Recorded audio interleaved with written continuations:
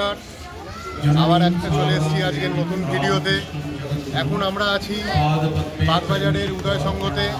এখানে শুরু হবে শীতলা পুজো আগামী 13 তারিখ থেকে।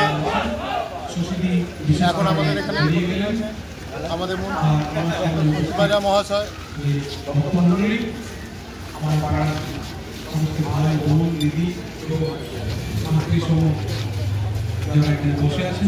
আসুন আজকে আপনাদের দেখাই বাগবাজার উদয় সংঘের শীতলা মায়ের। যারা বহু বছর ধরে অত্যন্ত শ্রদ্ধার সঙ্গে পূজা করে আসছেন, শীতলা পূজাকে বৈদিক নামে তাকে অপদেবতা বলা হয়। আমরা অপদেবতা শব্দটার অর্থ করি খারাপ, কিন্তু এখন আমাদের মাঝে উপস্থিত ছিলেন আমাদের রাজ্যের মাননীয় মন্ত্রী ডক্টর শশীপাজা মহাশয়। উনি এই পুজোর উদ্বোধন করতে এসেছিলেন, এই মুহূর্তে উনি উদ্বোধন করে গেলেন। এখন এখানে বক্তৃতা দিচ্ছে বাগবাজার মিশনের। দ্বিতীয়ত, শীতলা হচ্ছেন বৃষ্টির দেবতা, ওই জন্য দেবী। দ্বিতীয়ত দেখবেন শীতলা মায়ের একটা ঝাড়ু থাকে, হাতে একটা ঝাড়ু থাকার কথা। এই ঝাড়ু থাকার অর্থটা কি? যে আমাদের সংসারে, আমাদের জীবনে যেগুলি রাখার বস্তু নয়, আর এই ঝাড়ু দিয়ে আমাদের জীবনের যেগুলির প্রয়োজন নেই, যেগুলি আমাদের জীবনে আমাদেরকে প্রতিষ্ঠিত হতে, আমাদেরকে মহৎ হতে বাধা দেয়। তৃতীয়ত দেখবেন যে মায়ের যিনি বাহন, তিনি হচ্ছেন গাধা। কেন করা হয়েছে? আরো তো ভালো ভালো পশু ছিল, ময়ূর ছিল, হাতি ছিল। কাউকে গালিগালাজ করার ক্ষেত্রে আমরা বলি তুই একটা গাধা হয়েছিস। সেই গাধা মায়ের, গাধার একটা খুব বড় বৈশিষ্ট্য কি জানেন তো? আজ্ঞাবহতা। আজ্ঞাবহতা। গাধার পিঠে যতই বোঝা দেয়া হোক, গাধা কখনো বলবে না যে আমার ভার লাগছে, একটু কমিয়ে দাও। যত কষ্টই হোক, সে ধীরে ধীরে ধীরে ধীরে ধীরে ধীরে তার যে প্রভু, সেই প্রভুর কাজ তার সঙ্গী করে, তার বাহন করে জীবনে আজ্ঞাবহতার যে ভূমিকা, সেটা একটা বড় শিক্ষা দিলেন মানুষকে। আজ্ঞাবহতা দরকার। আমাদের যারা এই বঙ্গীয় মানুষের একটা চিন্তা ভাবনার মধ্যে আমরা আমাদের একটুকু সমস্ত বিষয়ে সেটি থেকেও তিনি মুক্ত করেন আমাদেরকে।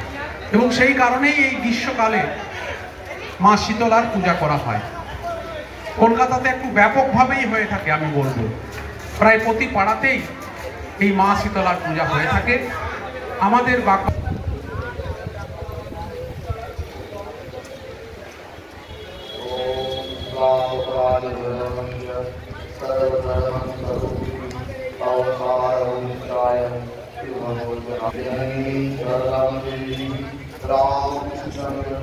যে তিনি আমাদের কৃপা করে আজকে বাগবাজারের জায়গায় স্থান দিয়েছেন। আর আমাদের সামনেই যে মা গঙ্গাকে আমরা পেয়েছি, তিনি আমাদের কৃপা করে সেখানে স্থান দিয়েছেন। তা মায়ের চরণে আমার একটা শুভেচ্ছা। ও যে পাড়ার মায়েরা ও বোনেরা ও ছোটো ছোটো ভাইরা যারা আছে, সকলকে আমার আন্তরিক ভালোবাসা ও শুভেচ্ছা। এমনকি প্রতিটি ছেলেরা সকলে মিলে আনন্দ সহকারে, শ্রদ্ধার সহকারে, আন্তরিকতার সহকারে এই মায়ের পূজা সকলে করে। এমনকি এই মায়ের পূজা যখন এই মায়ের পূজা আরাধনা করেছিলেন, কেন করেছিলেন না যে এখন আমরা রয়েছি বাগবাজারের উদয় সংঘ ক্লাবে। এখানে অনুষ্ঠিত হতে চলেছে শীতলা মাতার পুজো। এই বসন্তকালে এই সময় সমস্ত জায়গার থেকে মা বিরাজ দেন। এমনকি এই সময় যে মা, যে আদিশক্তি, যে আদ্যাশক্তি মহামায়া, যে শীতলা, তারই মাটি, কোনো জায়গায় এই মায়ের মাটি, এই মাটিও কিন্তু ওষুধের মতো কাজ করে।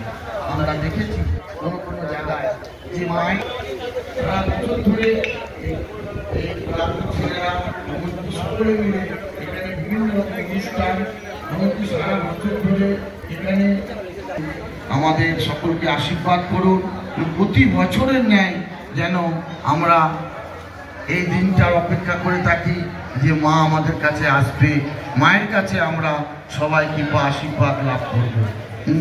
মায়ের শান্তি শান্তি শান্তি।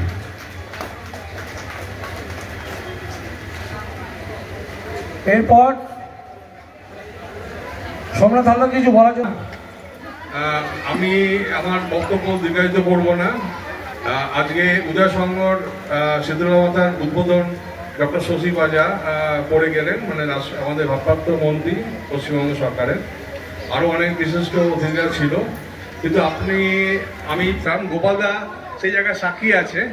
আর আমি গোপালদার কাছে শুনছিলাম যে আমাদের মতন বয়স্ক যারা নয়নবিল সাহালেনে ছিলেন তারা অনেকেই মানে মারা গেছেন, আজ নেই।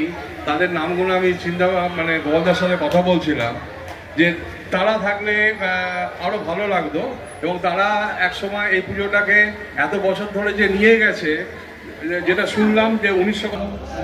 ভিডিওটি কেমন লাগলো আপনাদের অবশ্যই আমাকে কমেন্ট করে জানাবেন।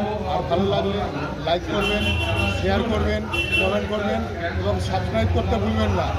আর আরও সুন্দর সুন্দর ভিডিও পেতে এবং শর্ট ভিডিও পেতে অবশ্যই বেল আইকনে প্রেস করবেন। ভিডিও ভালো লাগলে অবশ্যই সাবস্ক্রাইব করবেন। শুভ সন্ধ্যা।